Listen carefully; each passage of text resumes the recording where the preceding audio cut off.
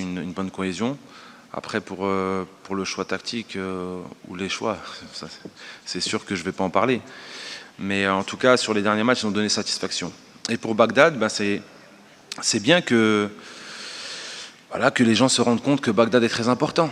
C'est vrai qu'il y a des situations où, lors du deuxième match, où que, voilà, certaines critiques, et quand il n'est pas là, les gens lui disent « Touhachto Bagdad ». Donc non, c'est quelqu'un qui pèse énormément dans les défenses, même si des fois il n'a pas l'opportunité de marquer, il est là, il met de la pression sur les défenseurs, il crée des espaces. À l'heure d'aujourd'hui, c'est statistique si on ne compte pas l'Égypte, parce qu'il est sorti à la mi-temps, il a 2 buts, une passe D, donc il est dans les clous, et il a une mentalité de gagneur. Et en équipe nationale, on a la chance d'avoir des joueurs comme justement Islam et Bagdad qui ne lâchent rien, quelle que soit la critique. Mais en tout cas, oui, c'est vrai que le fait qu'il soit sorti, ça a été un certain vide. Mais en tout cas, alhamdoulilah, il va mieux. Donc il y a un protocole à suivre. Et Inch'Allah, on verra s'il sera présent ou pas pour le prochain match. Merci. Oui, Maître Dahak des Etoud. Toujours une question par rapport à l'effectif, justement. On a vu, comme tu l'as dit, quand Boudjah est sorti, on a vu qu'il y avait ce manque, justement, cet appui qu'il a sur la défense, le poids qu'il a justement sur les défenses adverses. Ensuite, on a vu face à l'Égypte, quand ils se sont mis à dédoubler, à se mettre vraiment beaucoup sur les côtés, on a quand même réussi à tenir, l'équipe a réussi à tenir. Mais est-ce que tu penses que on peut vraiment tenir dans cette situation si ça se reproduit une nouvelle fois? Bah écoutez, ça c'est le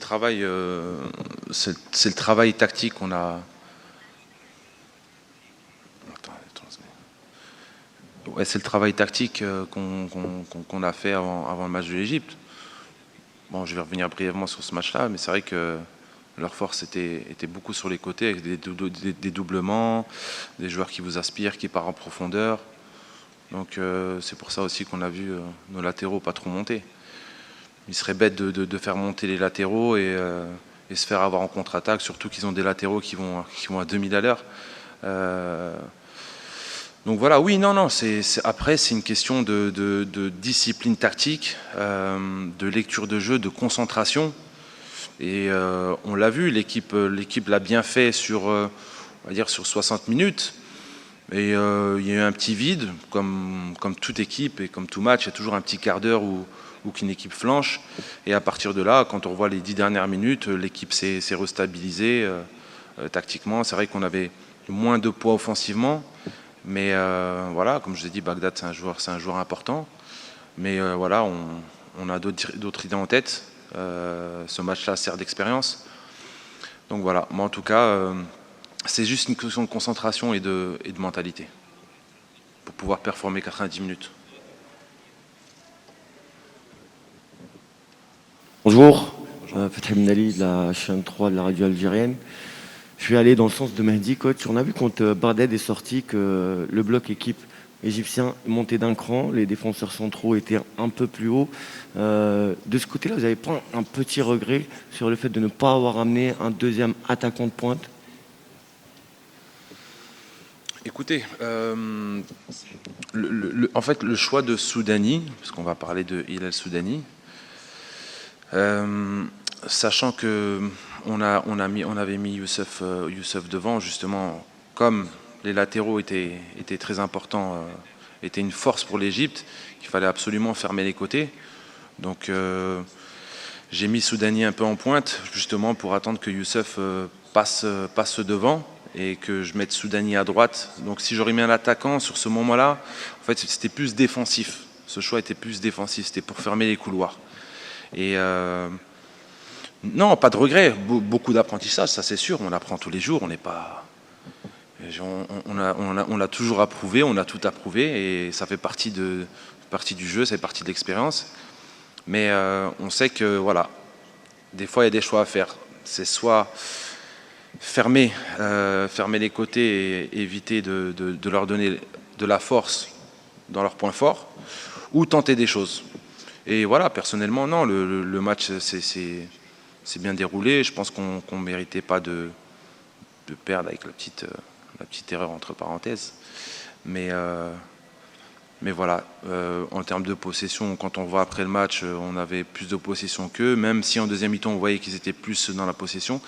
Le milieu de terrain a fait un travail extraordinaire. Extraordinaire, parce que les 3 milieux de terrain de l'Égypte, c'est des joueurs qui bougent beaucoup. Beaucoup de mouvements, beaucoup de déplacements, beaucoup de changements. Et croyez-moi, c'est pas facile de gérer ce style d'équipe. Et l'équipe, les joueurs l'ont très bien fait. Donc voilà. صباح الخير كوتش وزكي دراوي. رضوان بوحنيكا قناة الهداف تي في.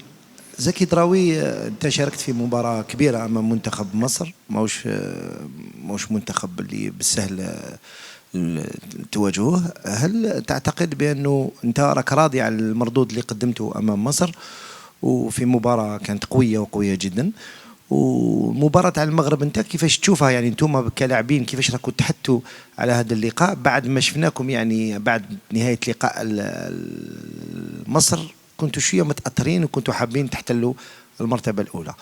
السؤال التالي لسي مجيد بوقرة يتعلق بلوكا تاع جمال بالعمري. جمال بالعمري نشوفوه راهو يتدرب مع المنتخب دائما يعني في التدريبات، لكن يوم المباراة رانا نشوفوه حتى في التسخينات ما يسخنش مع زملائه. هل هو مصاب يعني وما يقدرش يشارك، ولا هي خيارات تكتيكية؟ سي الخيارات تاع مجيد بوقرة انه يوضع الثلاثي اللي يلعب في الترجي التونسي لانهم عندهم انسجام بيناتهم.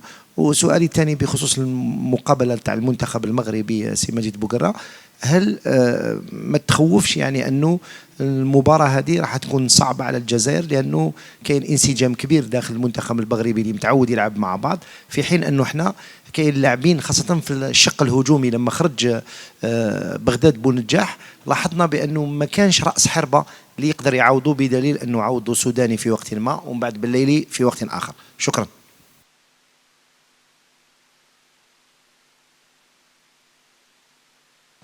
زكريا. بون السلام عليكم. باش نولي السؤال تاعك اخ رضوان على المشاركه تاعي امام المنتخب المصري. كما شفتوا الفريق المصري عنده تشكيله متميزه. واش حنقول لك، انا مانيش راضي على الاداء تاعي 100%. وش حنقول لك، انا سيت ندير اللي عليا وندير البوسيب تاعي.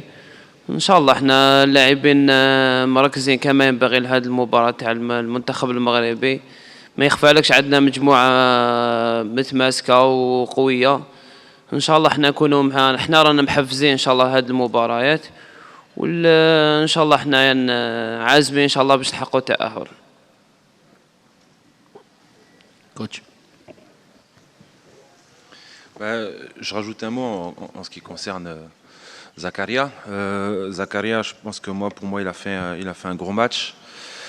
Tout ce que les Algériens aiment, c'est quelqu'un qui mouille le maillot, qui court, qui se donne à 2000% pour l'équipe. Il a fait un gros travail au milieu de terrain. Parce que comme je vous ai dit tout à l'heure, avec un milieu de terrain égyptien très mobile, avec beaucoup d'expérience, et il était là à couvrir toutes les zones avec Sofiane. Donc je le félicite et Inch'Allah qu'il continue. Ensuite, pour Djamel, Djamel, il a un petit souci. Il a un petit souci depuis un certain temps. Mais ce souci-là, justement, l'empêche d'utiliser cette partie-là. On ne va pas rentrer dans les détails, mais il va de mieux en mieux. Et après, on est en train de voir avec le docteur s'il sera à 100% pour pouvoir être disponible pour ce match-là. Ensuite, la deuxième question, Redon, aux solutions. Ouais, écoutez, comme je vous l'ai dit tout à l'heure, c'est un match avec beaucoup d'apprentissage. Non, la solution, je l'ai en tête. Elle est très claire. C'est Zerouki. Zerouki, il a une qualité qui est... il a beaucoup d'énergie. C'est quelqu'un qui a une débauche d'énergie, qui peut faire un peu ce que Bagdad fait en termes de gêner les adversaires, presser les adversaires, demander les appels dans chaque espace. Donc c'était une solution que j'ai mise contre le Soudan, dont je lui ai donné un peu de temps de jeu. Liban un peu difficile parce qu'il n'y avait pas d'espace pour le mettre. Mais c'est un profil différent de Bagdad. C'est quelqu'un qui est plus mobile, plus dans la profondeur et beaucoup d'activité. Donc voilà, comme je l'ai dit, je ne vais pas rentrer dans les détails, mais il y a la solution. Et c'est un jeune joueur. Et je fais une petite parenthèse par rapport à lui. C'est quand j'ai sélectionné Zerouki, c'était entre lui et Ben Boili. En fin de saison dernière, Ben Boili ne jouait plus. Et Zerouki apparaît. C'est un joueur qui a fait les sélections jeunes. Un joueur qui apparaît, qui marque 4 buts en 6 matchs. Mais personne n'en parle. Donc il s'avère que le championnat reprend le 15 octobre. La liste officielle des 35 devait se faire le 30 septembre, le 1er octobre. Ça, les gens ne sont pas au courant. Donc à ce moment-là, Ben Boili n'est plus dans le top, même si c'est un très bon joueur et qu'on suit et que je compte sur lui pour la CHAN, ça c'est sûr et certain. Et le championnat démarre, la liste est fermée, donc 20 novembre, il faut faire une liste de 23 joueurs, des 35 sélectionnés du 1er octobre. Donc Ben Boili n'était pas là-dedans, hélas, et ça fait partie du football. Et il fait un bon début de saison, et Zerouki est là, et il m'apporte un autre style de jeu, de ce que je recherche. J'aime beaucoup les joueurs qui courent. Le football d'aujourd'hui, c'est courir. Tout est basé sur la transition. C'est des joueurs qui ont plein d'énergie, comme Zach, comme Oussem, comme Ayman, comme Zerouki. Et en tant qu'entraîneur, c'est un plaisir d'avoir ces joueurs-là. Donc voilà, pour finir, il est là, je compte sur lui, je crois en lui sur l'avenir. Et si on a l'opportunité de le voir, j'espère qu'il fera comme. Last question. بلال نصور صحيفة التلغراف العربية في أستراليا. كابتن بوقرة، هل تعتقد بأن المنتخب الجزائري ظلم أو حظه العاثر أوقعه في مجموعة مصر وبنفس المسار في مواجهة المغرب، ومن ثم في حال فوزه على المغرب سيقابل مصر مرة أخرى قبل الوصول إلى النهائي؟ وهل أنت قلق من المواجهة القادمة؟ وشكرا.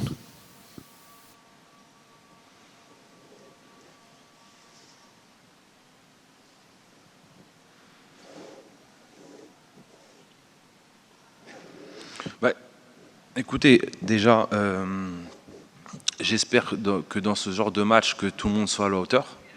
Ça, c'est très important. Nous, les équipes en premier, qu'on soit à la hauteur du spectacle, de la compétition, avec du fair play, que les supporters, et jusqu'à là, il n'y a pas l'ombre d'un doute, les supporters ont été magnifiques, et c'est la belle image du tournoi aussi. Et après, la dernière chose, c'est l'arbitrage. L'arbitrage, ce genre de match, il faut qu'on ait un niveau d'arbitrage très haut, un niveau international.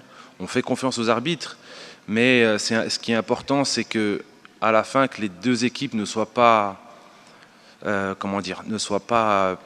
pénalisées sur une erreur d'arbitrage, que ce soit pour le Maroc, que ce soit pour nous. Donc c'est pour ça que ce style de match, il faut que tout le monde soit à la hauteur. Salam alaikum à tous. Bismillahirrahmanirrahim. Écoutez, deuxième phase de cette compétition, les quarts de finale, match éliminatoire direct. Donc avec un super match, un super derby que je pense que beaucoup de supporters et de téléspectateurs attendent de voir impatiemment. Un match avec beaucoup, je pense qu'il y aura beaucoup d'intensité, un derby dans tout ce qu'il peut comprendre. Et voilà, on sait que ces matchs sont faits pour gagner, quelle que soit la manière. Mais en tout cas, je suis sûr que les équipes qui seront à la hauteur, avec du beau spectacle. Et voilà, en tout cas, nous, on a bien récupéré, on s'est bien concentré sur ces 3 jours-là. Ça fait du bien d'avoir 3 jours. Pendant les phases de poule, nous avions que 2 jours de récupération, donc plus de temps pour récupérer, pour travailler. Et Inch'Allah, trouver des joueurs pleine fraîcheur pour réaliser un bon match, Inch'Allah. بون هنا دوري المجموعات حققنا المرتبة الثانية. راح نواجهه في دور ربع النهائي فريق المغربي. راح تكون مباراة مهمة إن شاء الله. ان شاء الله احنا رانا محضرنا لها كما ينبغي هذه المواجهه باش ان شاء الله نحقق فيها الفوز والتاهل الى الدور النصف النهائي. مجيد بوكرا، مساء الخير. خليل ابو خليل، موقع لا 360. فقط عندي جوج الاسئله. السؤال الاول بالنسبه للمنتخب الوطني المغربي، خاض المباراه الاخيره بالفريق الثاني، وبالتالي انتم لعبتوا ماتش مع المنتخب المصري، بذلتوا واحد المجهود كبير، وبالتالي ربما ما تشوفش ان بغيتك تعطيني الجانب البدني في هذه المباراه، يعني خصوصا المنتخب يعني عنده خدا واحد شويه الراحه، انتم لعبتوا ماتش ربما استنزفتوا فيه مجموعه من الطاقه، يعني خصوصا تنتكلموا على الطراوه البدنيه، كيف هي الحاله الطراوه البدنيه ديال المنتخب الجزائري؟ هذا السؤال الاول. بالنسبه للسؤال الثاني هو اكيد على انك غتكون شاهدتي مجموعه من المباريات ديال المنتخب الوطني المغربي، كيفاش تتعلق لي على صفر شباك نظيفه للمنتخب الوطني بصفر هدف وتسجيل 9 اهداف كامله، وبالتالي القوه الهجوميه ديال المنتخب الوطني؟ وشكرا.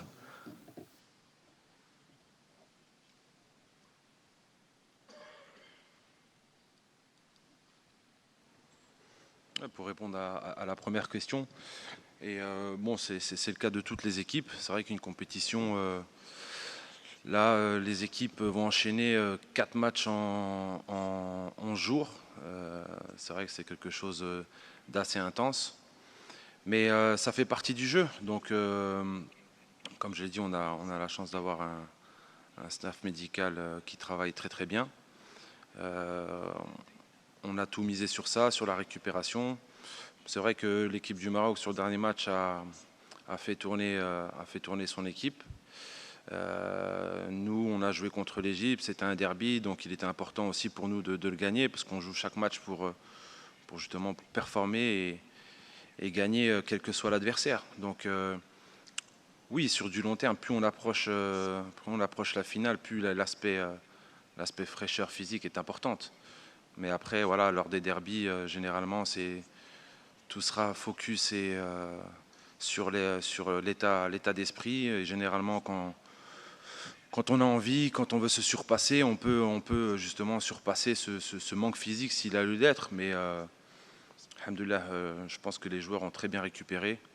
Et comme je vous ai dit tout à l'heure, les 3 jours entre chaque match, je pense qu'on va faire la différence.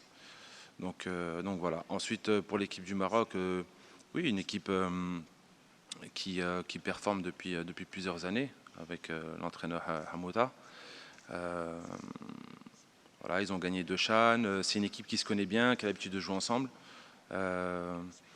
Des joueurs, quasiment tous évoluent dans le championnat local.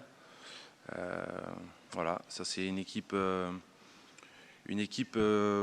qui n'a pas concédé de but, qui a marqué beaucoup de buts, un peu comme nous. Donc c'est pour ça que je vous ai dit tout à l'heure, ça va être un super match. On va avoir 2 grandes nations de football africaines, du Maghreb, avec des équipes joueuses, techniques, avec beaucoup d'envie. Donc tout est là, Inch'Allah, pour faire un bon match et puis que le meilleur gagne.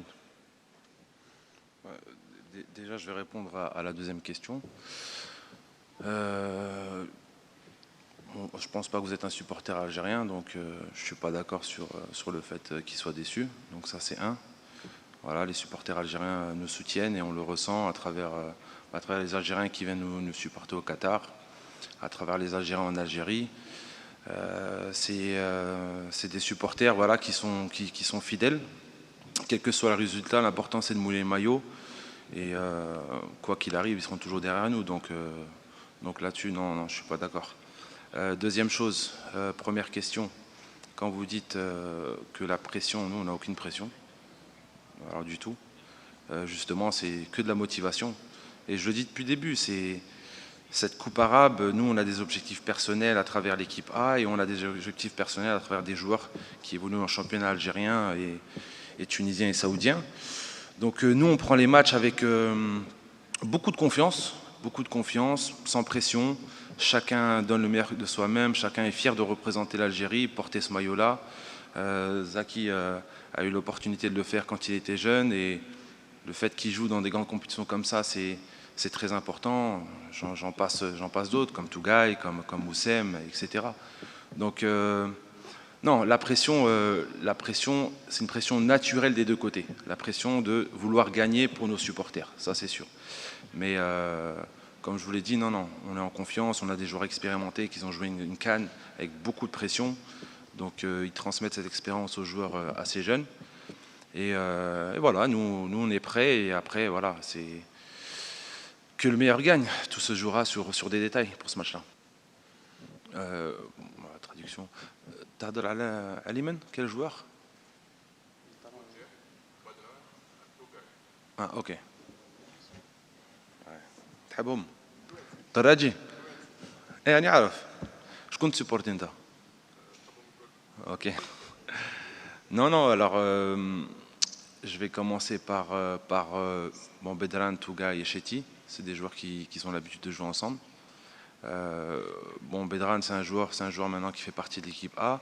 On va parler de Touga, il est jeune joueur qui sort de la formation du NERD, si je ne me trompe pas, formation algérienne, justement qui s'est exporté très tôt à l'Espérance de Tunis. Et pour moi, c'est un joueur d'avenir qui a fait des bons